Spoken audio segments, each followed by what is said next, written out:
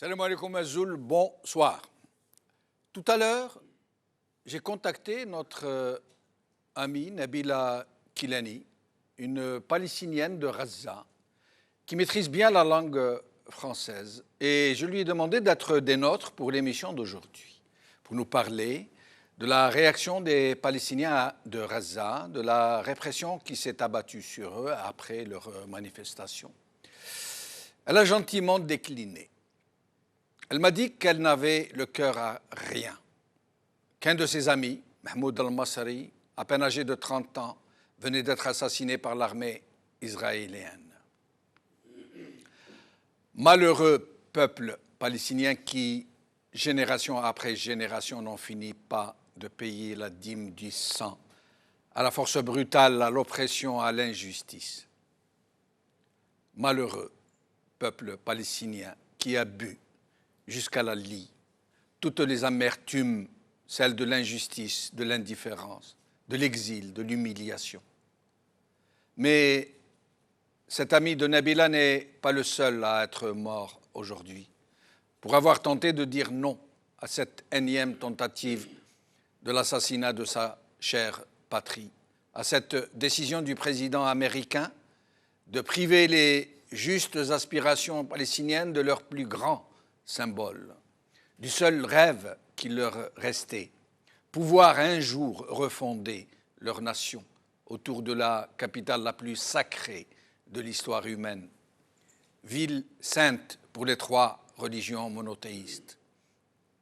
Jérusalem, Al-Quds, qui plus que n'importe quelle ville au monde, est celle qui cristallise le plus l'idée de la paix et de la réconciliation.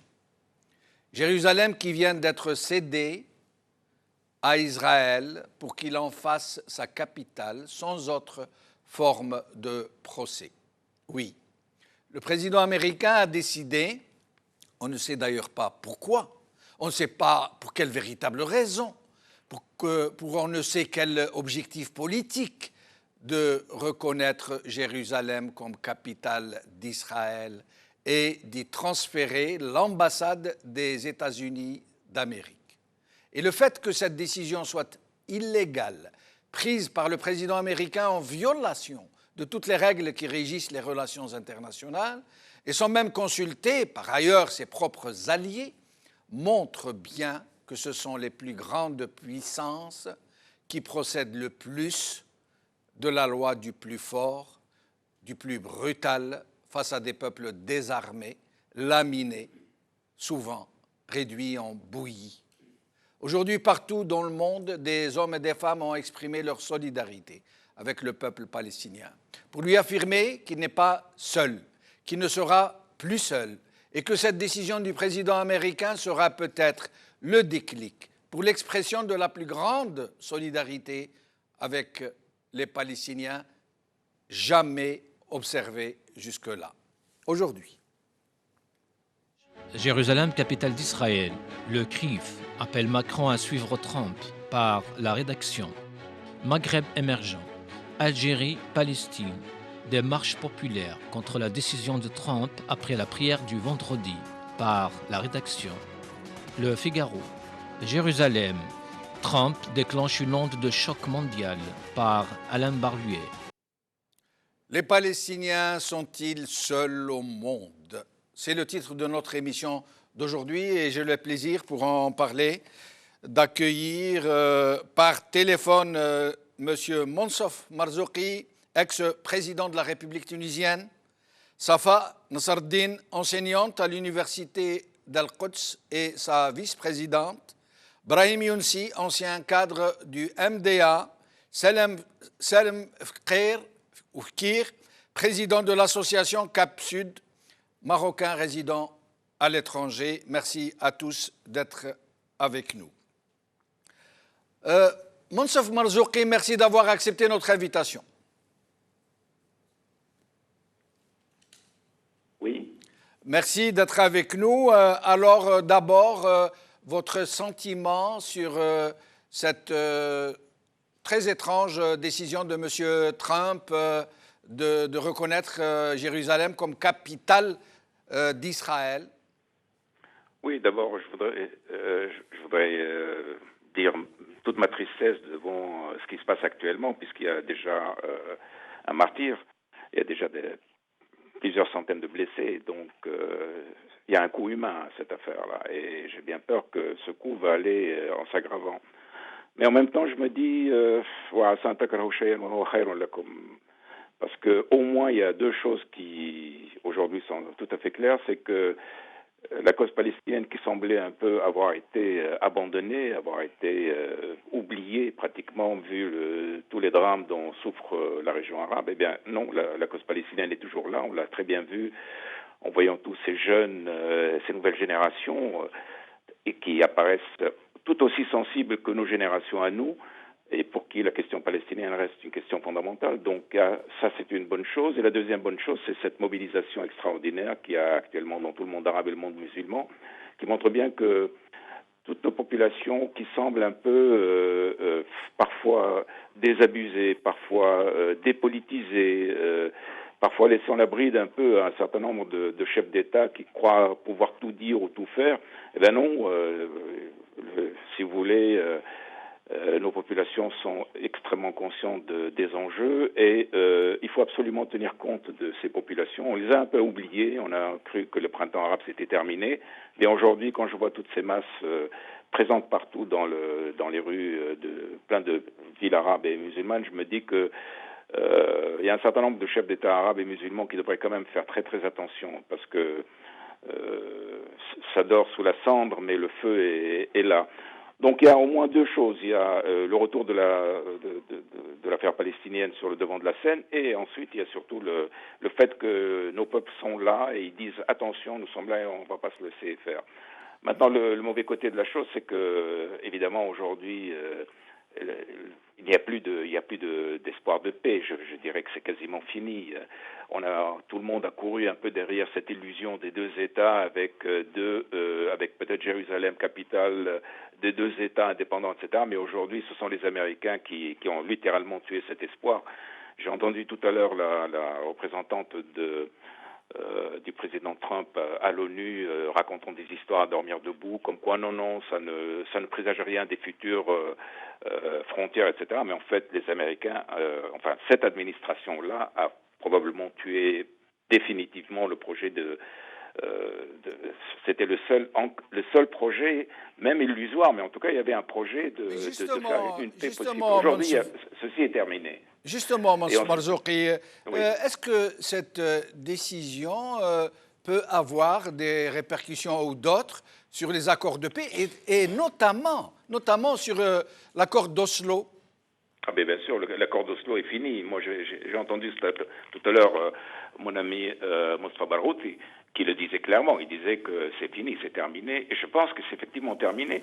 Et le plus drôle, entre guillemets, dans cette affaire, que ce sont les Américains qui ont le plus porté ce projet, qui l'ont littéralement, aujourd'hui, ils en ont fini, quoi. C'est fini.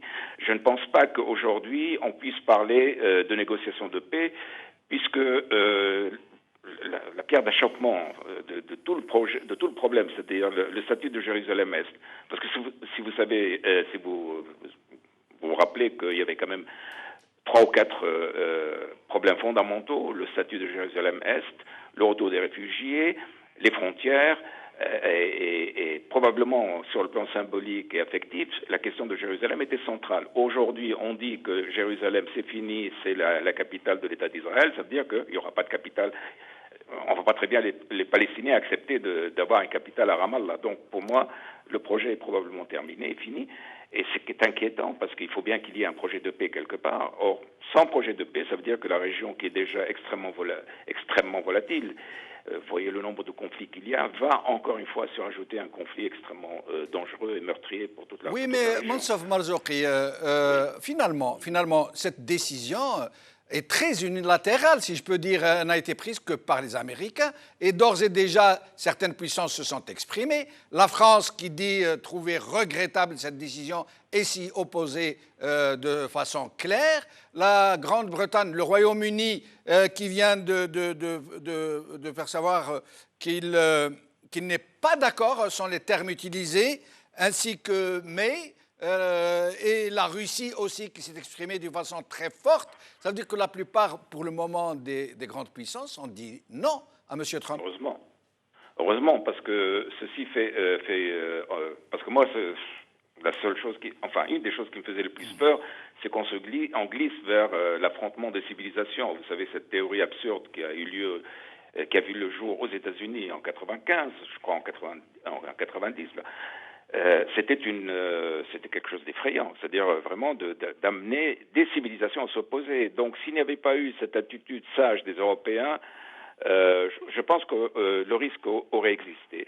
Pour le moment, ce risque, à mon avis, n'existe plus. C'est une administration américaine totalement isolée, totalement déconsidérée, qui a pris ce choix.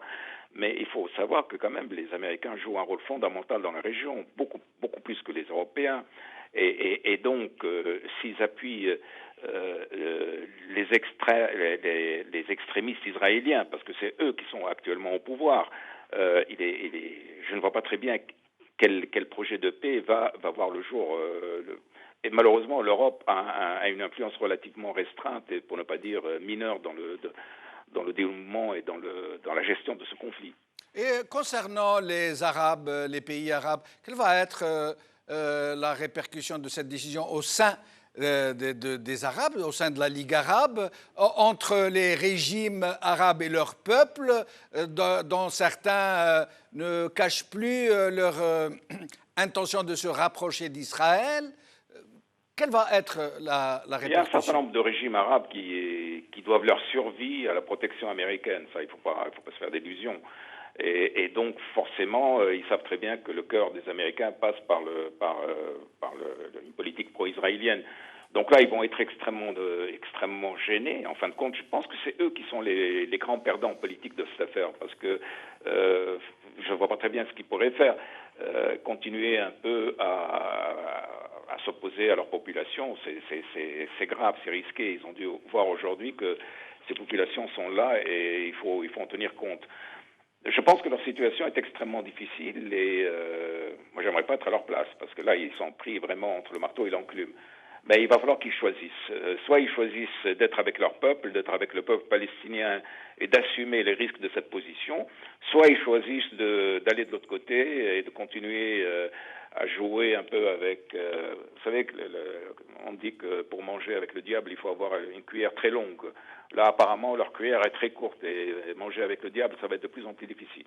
Monsieur Marzouki, pourquoi le problème palestinien n'est-il qu'un problème arabo-musulman? Pourquoi les autres peuples dans le monde ne s'impliquent-ils pas aux côtés de ce peuple colonisé, le dernier peuple colonisé de l'histoire? Non, je ne suis pas d'accord. Non, le peuple palestinien a été toujours appuyé par la gauche, une partie en tout cas de la gauche européenne. Nos frères africains ont été toujours derrière le peuple palestinien. Moi, je me souviens très bien de Nelson Mandela dans une réunion. Il s'était levé pour appuyer, mais de façon extrêmement... C'était en 90 à Oslo. À l'époque, il y avait quelques représentants d'État d'Israël. Son appui au peuple palestinien était magnifique. Donc, de dire que c'est une affaire strictement arabo-musulmane n'est pas tout à fait vrai. Donc, mais il est clair qu'aujourd'hui, c'est une question effectivement de libération nationale. Il va falloir quand même que ce peuple, le dernier peuple à ne pas avoir un État, à ne pas avoir une capitale, doit avoir un État et doit avoir une capitale. Ça, c'est évident. Et quelle serait, selon vous, et ce sera ma dernière question pour vous, quelle serait donc la meilleure stratégie à adopter pour aboutir à cet idéal, pour qu'enfin ce peuple palestinien puisse disposer d'un État comme tout le monde? Je pense d'abord, il va falloir. Je pense que nos frères palestiniens, malheureusement, n'ont pas le choix que de revenir un peu à al-Muqawama, la résistance. La résistance, évidemment, moi je suis un homme des droits de l'homme, je suis pour la révolution pacifique. J'aimerais que cette résistance soit une résistance pacifique et politique, mais il est évident que chaque peuple a le droit de se défendre. On n'a pas le choix et la responsabilité est portée par l'agresseur, elle n'est pas portée par l'agressé qui se défend. Et il faut que maintenant tous les peuples arabes soient derrière le peuple palestinien, que tous les peuples épris de paix soient derrière le peuple. Et amener l'administration américaine à cesser de voir le problème. Parce que vous savez, personne ne comprend pourquoi est-ce que le président Trump a pris cette décision. Parce que les gens oublient que pour un président américain, ce qui compte, c'est l'Amérique. Ce qui compte, c'est l'opinion publique américaine. Ce qui compte, ce sont ses électeurs. Ce qui compte, ce sont ceux qui financent ses campagnes électorales. Le monde, pour eux, c'est tout à fait secondaire. Et donc, si on ne comprend pas ça, on ne peut pas comprendre la décision de Trump. C'est un homme qui réfléchit en fonction d'un président américain qui a été élu par 51% de la population ou moins. Et cette population, elle est de droite, elle est pro-israélienne. Il faut qu'ils continuent à flatter. C'est eux qui éventuellement le rééliront. Et je dirais qu'il n'en a rien à faire de tout ce qui va se passer. Et c'est ça qui est dramatique. Je veux dire, cette façon de regarder le monde à travers les petits binocles, quelqu'un qui voit l'arbre, qui ne voit pas la forêt, et qui ne voit pas à quel point cette décision va être extrêmement négative pour l'image américaine, pour sa crédibilité, éventuellement pour ses intérêts à long terme. Mais c'est pas à nous de faire ce travail, c'est aux Américains de faire ce travail et de faire en sorte d'exercer des pressions sur leurs dirigeants pour qu'ils fassent une politique à moyen terme et à court terme qui amène la paix dans la région et qui défend les intérêts des Américains. Parce que moi, aujourd'hui, je peux vous garantir que cet homme a porté un coup majeur aux intérêts américains, ne fût-ce qu'au niveau de leur crédibilité et de leur image dans le monde. Monsef Marzouki, merci. Merci, Monsieur le Président. Au plaisir de vous revoir ici, dans cette émission. Safa Nasraddin, enseignante à l'université d'Al-Quds et vice-présidente de la même université. Merci d'avoir accepté notre invitation, Safa Nasraddin. Avec plaisir. Bonsoir à de Jérusalem. Bonsoir de Jérusalem. Bonsoir. Alors, dites-nous, Safa Nasraddin, d'abord, quelle est la situation en ce moment dans des territoires un peu partout en Palestine? Donc, la situation est un peu étrange partout, des événements à Jérusalem et dans toutes les villes palestiniennes aussi. Il y a des blessés, il y a plus de blessés partout. Et c'est vraiment pas possible. Safa Nasraddin, excusez-moi de vous interrompre. Nous allons voir avec la régie pour qu'ils essayent d'arranger un peu. Il y a un problème, nous ne vous entendons pas bien, ce n'est pas audible du tout. Nous essayons de revenir à vous si nous pouvons régler le problème. Merci. Brahim Younsi, d'abord, votre sentiment sur cette décision qui tombe comme ça, comme un coup près, venant des seuls États-Unis, il ne faut pas oublier de le préciser. Cette décision ne tombe pas comme un coup près. Pendant la campagne électorale américaine, Trump avait promis de transférer l'ambassade israélienne. Mais Obama aussi.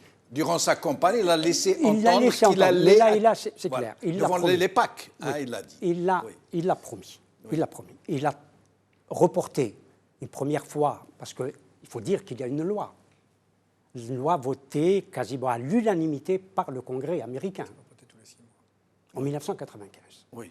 Cette loi a été à chaque fois reportée tous les 6 mois, reportée, etc. Et Trump a reporté de 6 mois cette décision. Bon, il faut dire les choses telles qu'elles sont. Il y a des complicités, et des complicités arabes. Et c'est là où je ne suis pas d'accord avec le président Marzouki, à savoir que les peuples effectivement bougent et qu'ils ne peuvent pas avoir d'influence, il faut le dire, sur l'administration américaine. Je n'ai pas très bien compris votre démonstration. Le président Marzouki a dit que les peuples arabes bougent et doivent bouger pour avoir une influence sur les États-Unis, sur le président des États-Unis. C'est ce que j'ai entendu, à moins que je m'entendu. D'accord, oui, bon, en effet. Les peuples arabes ne peuvent pas avoir une influence sur la décision du président des États-Unis. Les peuples arabes doivent avoir d'abord une influence sur leurs propres dirigeants, qui ne bougent pas. Aucun Mais l'un ne va pas sans l'autre. Non, mais il faut avoir... Si les peuples sortent dans la rue et qu'ils essayent de... Oui, mais d'abord avoir une influence sur leurs dirigeants. Et il faut dire que les dirigeants arabes, aucun dirigeant arabe et musulman ou musulman n'a pris la décision de rappeler son ambassadeur. Pire que cela, l'Algérie, par exemple, vient d'interdire toute manifestation. Oui, bon. Et elle a procédé à des arrestations. Parce que chaque pays a des problèmes internes, qui risqueraient de les faire tomber, Absolument. les uns et les autres. Absolument. Les uns et les autres. La situation est beaucoup plus difficile pour les régimes arabes qui sont menacés de l'intérieur et de l'extérieur. S'ils se taisent, s'ils se couchent, encore une fois, c'est parce qu'ils sont menacés de l'extérieur. À savoir qu'il y a un plan qui est toujours d'actualité, qu'on appelle le plan du Grand Moyen-Orient, qui est un plan initialement israélien, hein, le plan Yenon, et de dépaissement de l'ensemble des pays arabes, jusqu'en Afrique du Nord. On dit que, mais je crois que c'est fondé que l'Arabie saoudite, notamment, a donné son feu vert. Et il semblerait même que... En tout cas, officiellement, elle s'est exprimée contre la décision. Oui, mais bon, ça c'est des déclarations. Ça ne mange pas de pain. Hein, c'est pour son opinion intérieure, c'est pour l'opinion arabe-musulmane, ça ne mange pas de pain. Ça ne mange pas. C'est ce qui se passe dans les coulisses, c'est ce qui se passe dans les couloirs, c'est ce qui se passe au téléphone. Est-ce que vous pensez, Julie, que Trump, avant de prendre cette décision, avant de signer la loi... Je ne pense pas qu'il donne assez d'importance aux Saoudiens pour les consulter. Vous savez, très franchement, c'est pas les consulter, c'est pas leur dire... À partir du moment où il fonctionne au doigt et à l'œil. Je suis persuadé que ce n'est pas le problème. Le problème, c'est de les informer, ce n'est pas de les consulter. Oui. Comme Mahmoud Abbas a été informé par Trump. Il a été appelé par Trump 48 heures avant pour lui dire qu'il allait signer. Selim et puis Safwan Sardine, je crois que nous avons réussi à rétablir. Selim, votre sentiment avant que nous allions plus loin dans les débats? À mon sens, tout changement viendra de l'intérieur des États-Unis. Je pense que la population américaine est la seule aujourd'hui à être capable de modifier cet acte, puisque nous allons arriver l'année prochaine à mi-mandat, avec une élection où on va changer plus de 432 représentants du Parlement, plus 100 du Sénat. Donc je pense que cette décision, quelque part, elle est prise, mais j'essaie d'être optimiste, peut-être intéressante à voir si effectivement l'image des États-Unis est complètement délabrée. Les Américains sont sensibles à leur image, on le voit bien avec Hollywood, et que si cette année, les Américains se retrouvent confrontés à voyager dans le monde, à commercer dans le monde, et à être désignés comme un pays hégémonique, un pays agressif, agressant. Et vous pensez que cette décision de Trump pourrait changer la donne c'est pas Trump. Pour ce qui est de la perception de l'Américain? Ah, mais ça, c'est sûr. Je pense qu'aujourd'hui, le monde entier, il n'y a pas un pays du monde qui a dit, qui était d'accord. C'est grave. Oui, c'est-à-dire qu'aujourd'hui, on se retrouve avec deux nations, les États-Unis et l'Israël, contre l'ensemble du monde. Exactement. Contre l'ensemble du monde. Ce n'est pas contre officiellement. Hein. Donc aujourd'hui, la population américaine, prenons cette population de base, celle qui vote pour Trump, et pour certains qui voyagent, sont des populations sensibles à leur image, tout est basé sur l'image des États-Unis, cette grande nation démocratique, aimant l'autre, donc qui a cette image de partage. Aujourd'hui, on se retrouve avec une population qui est contre le monde entier.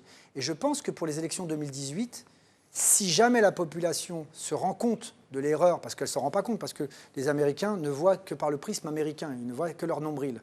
Mais effectivement, s'ils se rendent compte que l'ensemble du monde est contre eux, ils vont commencer peut-être à chercher où est dans la carte géographique, où se trouve Jérusalem, où se trouve la Palestine, parce que pour certains d'entre eux, et la majorité d'entre eux ne savent même pas où se trouve l'Afrique.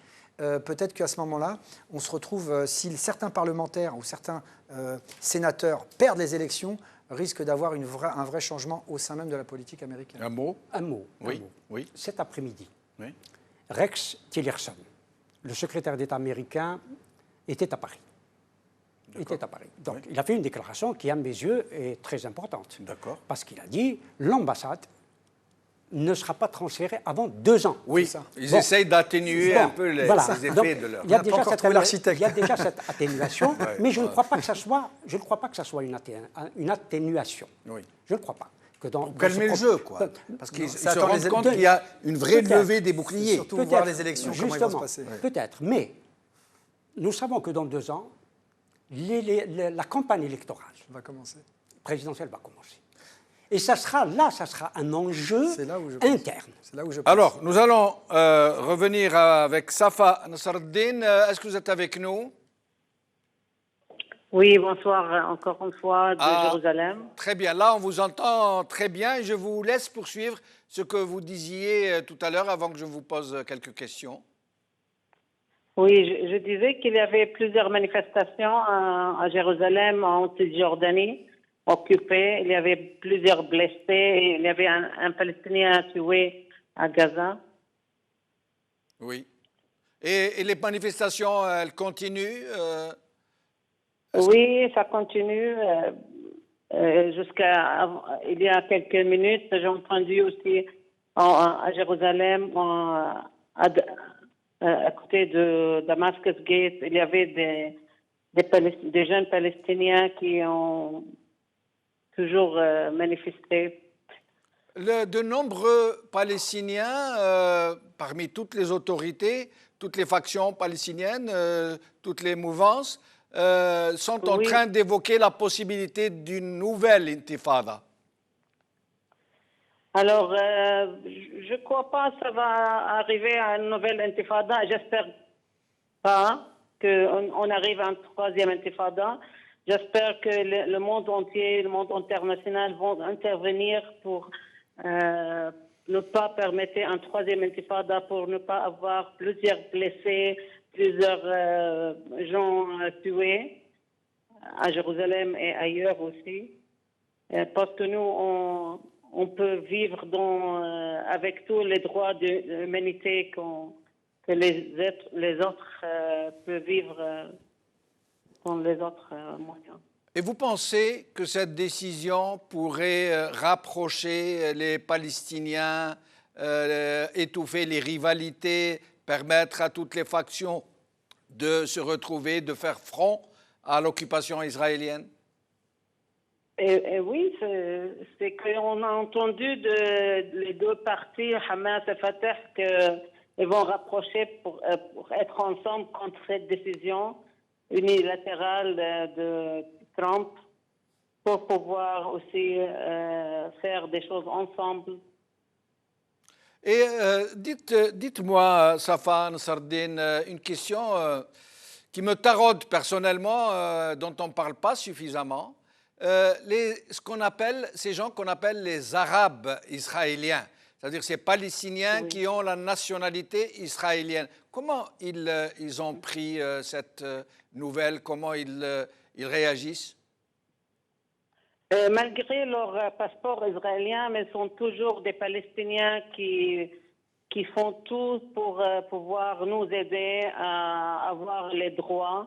On a plusieurs personnes au Knesset israélien qui défendent les droits des Palestiniens à Jérusalem ou ailleurs, et aussi les Palestiniens de 48 qui eux aussi souffrent de l'occupation et ils sont des citoyens de deuxième niveau, pas comme les autres juifs qui vivent en Israël. Ils ne sont pas considérés comme des citoyens à part entière. Un Palestinien israélien qui dispose des papiers israéliens est un citoyen de seconde zone, ce que vous êtes en train de nous dire. Oui, exactement. Alors, dernière question, Safa Nasreddine. Est-ce que vous auriez un appel à lancer, je ne dis pas au peuple arabe et musulman, à tous les peuples du monde qui connaissent mal la cause palestinienne, la question palestinienne, et qui pourraient venir vous épauler, vous soutenir, vous apporter leur aide?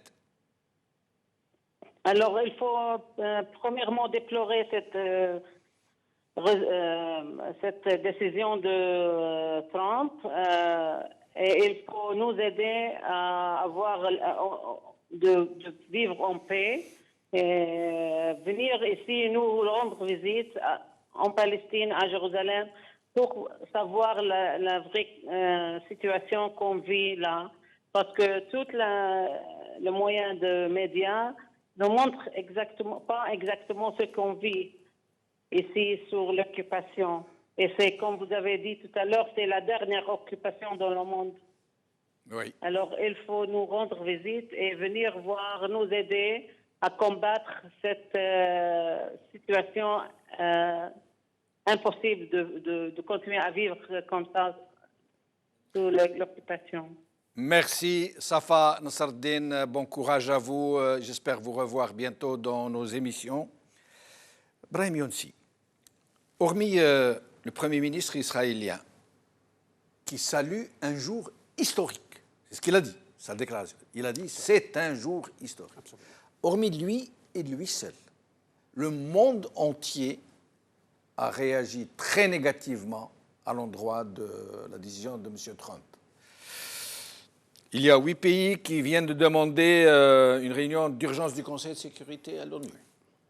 Monsieur Emmanuel Macron, président français, s'est exprimé de façon claire, nette, tranchante contre cette décision. Le Royaume-Uni, pareil. La Russie, pareil. Un peu partout dans le monde, des voix sont en train de s'élever, non seulement des politiques, mais aussi des sociétés civiles qui considèrent ce tournant géopolitique comme un tournant majeur qui devra désormais entraîner des attitudes conformes aux défis que vient de lancer M. Trump à la communauté mondiale. Je suis moins optimiste que vous, hélas, parce qu'il y a une histoire et une longue histoire de cette région et de la Palestine et des décisions qui ont été prises sur la Palestine. Tout ce dont vous parlez là, tous ces pays-là ont dénoncé à un moment ou à un autre la colonisation. Le grignotage des territoires palestiniens pour en faire des bantoustans. Et vous avez présenté hier, j'ai regardé votre émission. Oui. La carte. Les cartes que vous avez présentées. Oui, entre 1949 et maintenant. Et maintenant. C'est-à-dire qu'il ne reste plus de Palestine. Oui. L'option des deux États est finie. Les accords d'Oslo... Vous pensez qu'on ne pourra jamais retourner, ne serait-ce qu'aux frontières de 1967 ? Certainement pas. Avec non, Jérusalem, non, capitale pour les deux États ? Non. La preuve en est. Netanyahou dit que c'est une décision historique. Oui. Et beaucoup soutiennent cette décision-là. Soutiennent cette décision. C'est-à-dire que beaucoup soutiennent. Qui ? Parmi les puissances mondiales, pour le moment, qui sont exprimées contre. Oui, mais elles peuvent s'exprimer contre. Je viens de dire qu'elles s'expriment toujours contre les colonisations. Non, d'habitude, elles le font du bout des lèvres et pas de façon contre aussi tranchée. Je peux vous sortir 1000 déclarations de ce type, oui, y compris des dirigeants français, contre la colonisation des terres palestiniennes.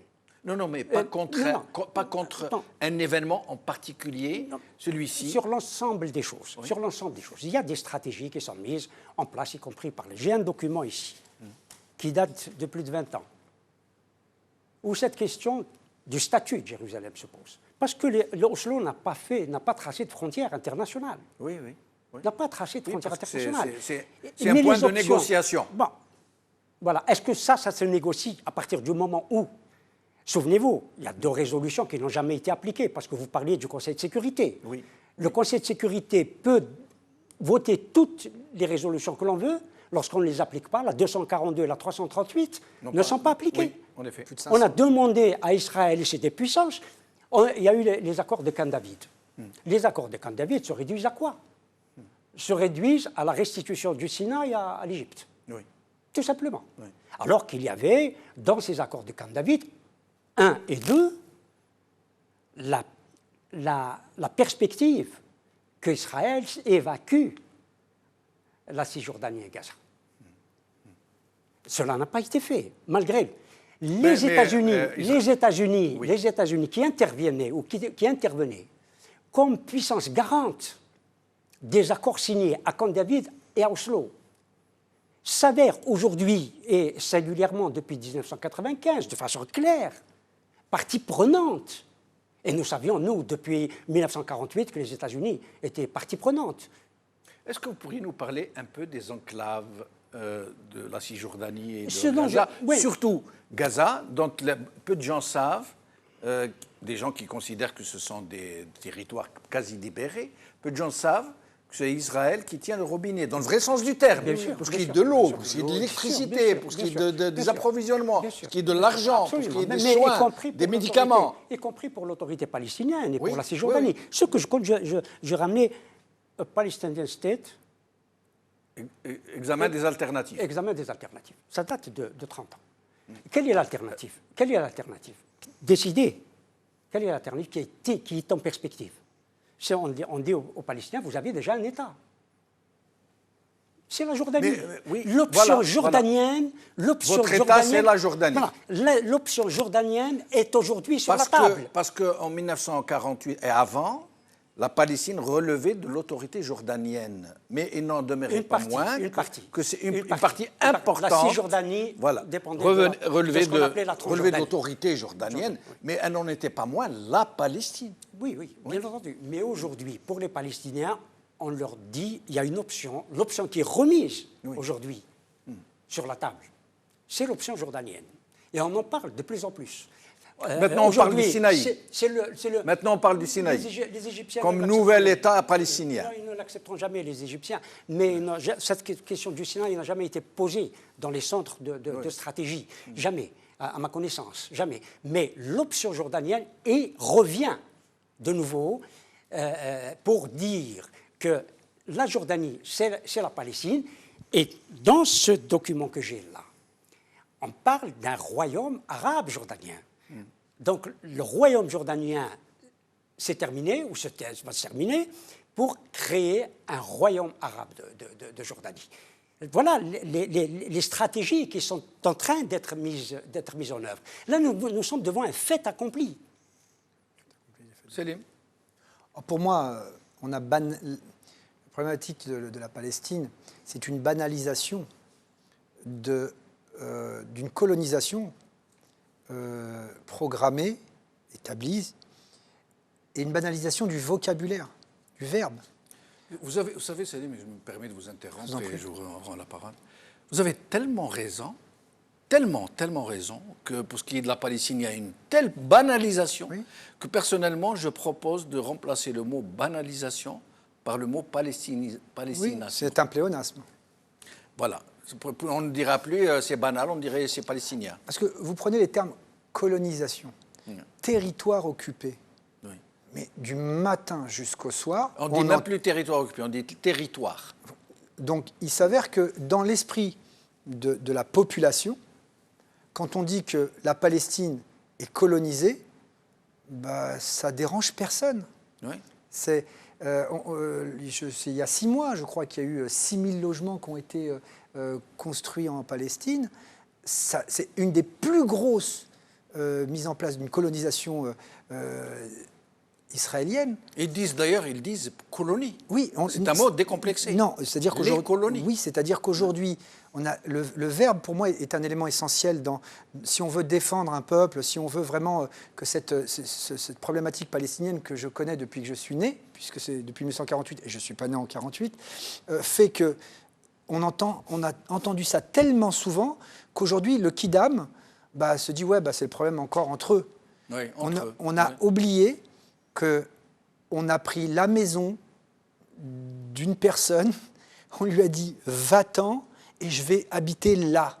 Et en plus, je vais te mettre des postes de frontières et je vais t'interdire de rentrer, de revenir chez toi. Ce mur qui a été monté, qui est le mur de la honte, on était capable d'enlever le mur de Berlin. On dit qu'il préfigure les futures frontières israéliennes. Non, mais ça veut dire pour qu'on ne parle plus des frontières de 1967. Je veux dire, c'est d'une...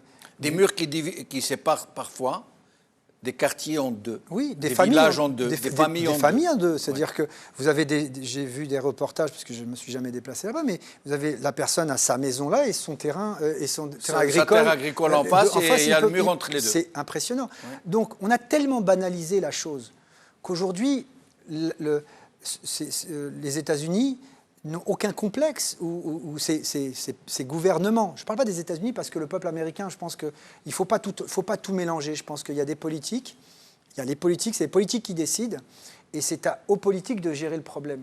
Et ils ont utilisé le média, le verbe, pour faire passer cette stratégie d'occupation. Vous voyez, le mot occupation, ce n'est pas très grave. De colonisation, ce n'est pas très grave. Et sur des territoires occupés. À partir de là, on se retrouve avec une population européenne. Effectivement, les gouvernements ont réagi, mais la mort de Johnny était beaucoup plus importante que l'événement de Trump qui s'est passé, qui est pour le monde entier grave, surtout dans les peuples arabo-musulmans. Parce que si effectivement vous demandez au kidam français ou anglais ou allemand, ouais, il va dire ouais, je sais pas, ouais, c'est bien, ouais. Par contre, le diesel a augmenté cette semaine. Donc c'est là où on se retrouve avec deux poids, deux sensibilités. La nôtre, en tant qu'Arabes musulmans, qui sommes sensibles à cette cause, parce qu'on se sent directement touchés, et l'ensemble de la population du monde, qui le certainement moins, parce que justement, on a fait en sorte que cette population, on a déjà signé son arrêt de mort en 1948. Mais qu'est-ce qui fait que des populations, des sociétés qui n'en sont pas moins humaines, qui n'en sont pas moins solidaires, fraternelles, puissent éprouver une telle... que l'on s'alarme, que l'on s'émeuve, que l'on soit choqué pour la mort d'une personne ou de deux personnes et que la mort de milliers d'autres ne nous émeut pas plus que cela. Écoutez, pourquoi? Parce que qu'est-ce qui fait que moi, à mon sens, encore une fois, c'est que tant qu'on n'est pas touché soi-même dans sa chair, on n'arrive pas à s'identifier. C'est-à-dire que la population européenne a du mal à s'identifier à une population arabo-musulmane. De surcroît, musulmane actuellement. Il faut être honnête. Oui. Il faut être honnête Oui. aujourd'hui. Moi, ce qui me fait le plus peur dans cette histoire de Trump, c'est donner du crédit aux futurs actes terroristes. Et je me demande s'il n'y a pas un problème sous-jacent là-dessus. Je veux dire, aujourd'hui, malheureusement, Daesh ou même Al-Qaïda, c'est un caviar que vient de faire Trump à ces institutions terroristes. On va légitimer, ils étaient en perte de vitesse totale avant-hier, et aujourd'hui, ils vont pouvoir peut-être recruter à travers cette histoire de Trump qui vont malheureusement desservir la cause palestinienne. Et c'est là où on va se retrouver avec un problème d'importation aussi dans les pays européens. Et heureusement que M. Macron, moi je parle pour la France, en tant que citoyen français et marocain, je suis heureux que M. Macron a pris cette position ferme et définitive pour éviter d'importer cette problématique sur le territoire français. Et ce qu'il ne faut pas, c'est qu'aujourd'hui, Le CRIF a appelé M. Macron à imiter M. Trump. Alors, ce Conseil représentatif des institutions juives de France, Oui. qui a toujours critiqué quand on avait des débats sur la problématique israélo-palestinienne, et en tête M. Maher Habib, donc je me demande s'il est député de la Knesset ou du Parlement français, a toujours dit qu'il ne fallait pas importer la problématique israélo-palestinienne sur le territoire français, surtout en parlant des jeunes des banlieues. Quand on parlait de l'antisémitisme galopant. L'islamophobie, d'ailleurs c'est un terme qu'il ne faut pas dire, parce que ce n'est pas vrai, l'islamophobie n'existe pas. Donc, il ne faut pas importer. Et la première institution juive de France, à quelques minutes après le discours du président de la République, c'est un discours fort dans un pays étranger, En Algérie, n'a pas suivi ce qu'a dit son propre président. Si ce n'est pas importer la problématique israélo-palestinienne sur le territoire français, ce n'est strictement rien d'autre. On aurait voulu lui forcer la main C'est eux qui l'ont... Je ne sais pas s'ils sont en capacité de le faire. Je ne pense pas. Je pense que M. Macron est président. Oui, mais pourquoi l'appelle alors qu'il a déclaré dans un discours public depuis un pays étranger, qu'il a déclaré qu'il trouve la décision de Trump tout à fait regrettable, et il l'a dit de façon forte. Le CRIF vient après quasiment lui enjoindre d'imiter M. Vous auriez dû les inviter sur le plateau. Oui. Ça nous aurait fait plaisir de pouvoir débattre avec eux. Ils sont invités. Moi, personnellement, je leur lance une invitation s'ils veulent parler de ça. J'aimerais être présent. Ce serait avec plaisir. Parce que, effectivement, pouvoir toujours dire aux jeunes des quartiers, aux jeunes des banlieues, à ces citoyens français nés en France, de ne pas importer, on est d'accord avec eux, mais il ne faut pas qu'ils le fassent avant. Mais par contre, nous avons le droit d'avoir une opinion. Nous avons le droit de l'exprimer. Nous avons le droit d'exprimer notre désaccord. Et être en désaccord avec un État qui s'appelle Israël ne veut pas dire que nous sommes antisémites. Oui. Cela veut dire tout simplement que je suis en désaccord avec une politique donnée, d'un gouvernement donné qui a pour objectif, et qui le dit, coloniser des territoires occupés dont des frontières ont été établies. Mais à part ça, ça ne pose pas de problème à personne. Brahim Younsi, vous qui avez été journaliste, que pensez-vous des méthodes de certains médias occidentaux pour présenter l'affaire palestinienne, la question palestinienne dans sa globalité au public, aux sociétés occidentales? Je vais vous donner un exemple. Un jour, j'étais en train de regarder la télé, une chaîne que je ne citerai pas, et ils ont voulu faire bonne mesure. Ils nous ont montré les deuils à la suite de la perte d'êtres chers dans les deux communautés, palestinienne et israélienne. Alors, on a commencé à nous montrer une famille palestinienne qui déplorait la perte de l'un des siens. Et moi, tout de suite, j'ai imaginé Jean-Luc et Michel sur leur canapé en train de regarder le reportage. Alors, ils ont montré des Palestiniens, d'abord édentés, qui criaient Allahu Akbar, et à chaque fois qu'ils ouvraient la bouche, on voyait qu'ils n'avaient pas de dents, une barbe hirsute, des yeux injectés de sang, filmés d'en dessous.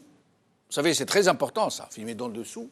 Et des femmes qui criaient Allahu Akbar, qui se tapaient la poitrine, une femme qui déclarait oui, il est mort, mais je suis prêt à donner mes 6 autres enfants, etc. Et puis, une fois qu'ils ont pris la dépouille mortelle, sur un brancard à dos d'homme, qu'il brinque-ballait comme ça, qu'il faillait tomber. Et j'imaginais Jean-Luc et Michel du fond de leur canapé qui ont en train de dire mon Dieu, mais qu'est-ce que c'est que ces gens?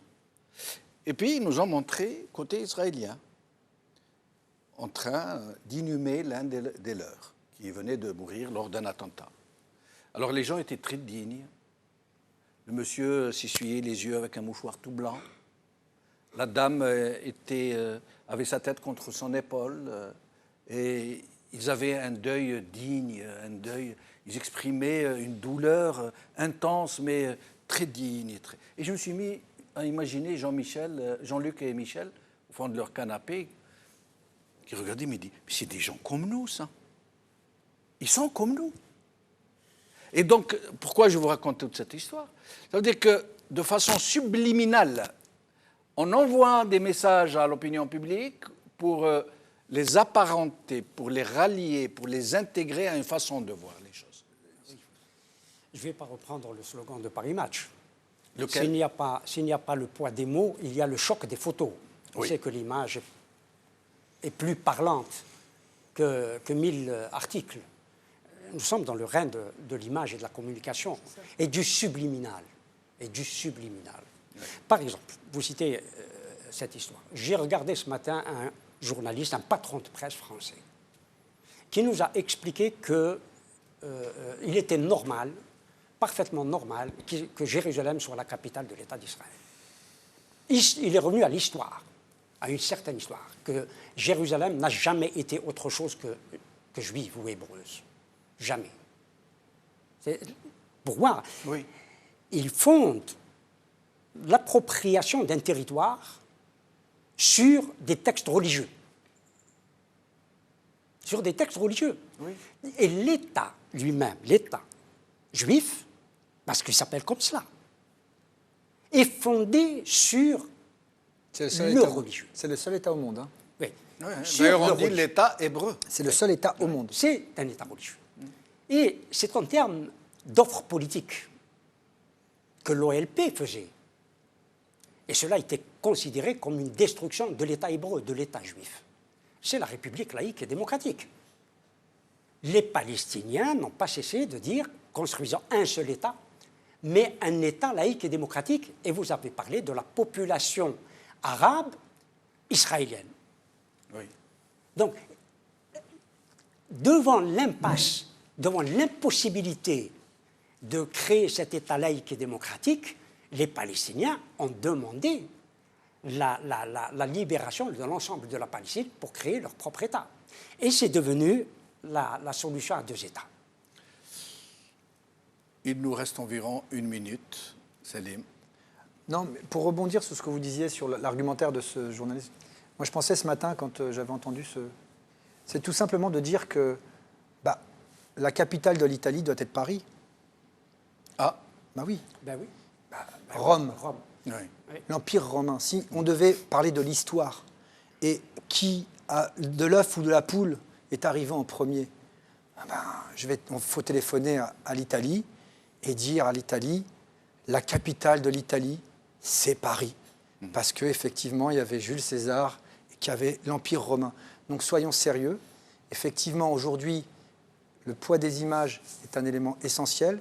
Et pour revenir à ce que vous disiez à ces Jean-Pierre et Martine qui regardaient cette télévision à ce moment-là, il aurait peut-être fallu leur dire que cet homme digne qui avait un mouchoir blanc a perdu 1, mais cette famille en avait perdu 10 fois plus. Car si on s'amusait à regarder, à comparer le quantum de décès, malheureusement, on peut parler d'un coefficient de 10, et je pense que la mort, quelle qu'elle soit des 2 côtés, devrait avoir la même valeur, que ce soit un Palestinien, un musulman, un chrétien, un juif, un athée.